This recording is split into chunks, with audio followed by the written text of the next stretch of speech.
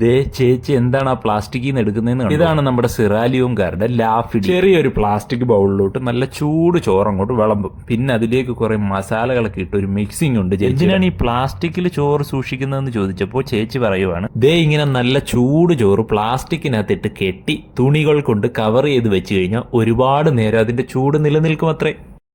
ദേ കണ്ടോ, ചോറെടുത്തതിന് ശേഷം ചേച്ചി വീണ്ടും പൊതിഞ്ഞു വെക്കുന്നത്.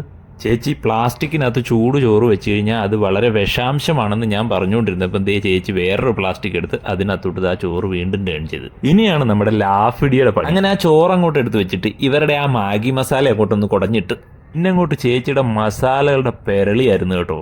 ഇതാ ചെറിയ ബക്കറ്റിൽ നിന്ന് എടുത്തിടുന്ന സാധനമാണ് ഒക്ര സൂപ്പ്.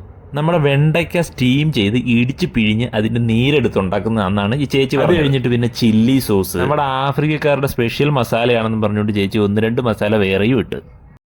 ദേ ഈ ഇടുന്ന സാധനം കണ്ടോ, ഇതാണ് ഇതിന്റെ മെയിൻ ടേസ്റ്റി ഐറ്റം എന്നാണ് ഇവർ പറയുന്നത്. കറുത്ത എള്ളും മുളകും കൂടെ പൊടിച്ചുണ്ടാക്കിയ ഒരു പ്രത്യേകതരം മസാലയാണ് അത്ര. കണ്ടിട്ട് നമ്മുടെ ചമ്മന്തിപ്പൊടിയുടെ കൂട്ടുണ്ട് ഐറ്റം. അപ്പൊ ഏതായാലും എല്ലാം കൂടെ മിക്സ് ചെയ്ത് അവസാനം കുറച്ച് ഓയിലും കൂടെ അങ്ങോട്ട് ഒഴിച്ച് ദാ ഇതുപോലെ കെട്ടി ഇങ്ങി തരും. നമുക്ക് ഇവിടെ ഇരുന്ന് പറയാം പ്ലാസ്റ്റിക് വിഷമാണ്, അത് പ്രകൃതിക്ക് ദോഷമാണെന്നൊക്കെ.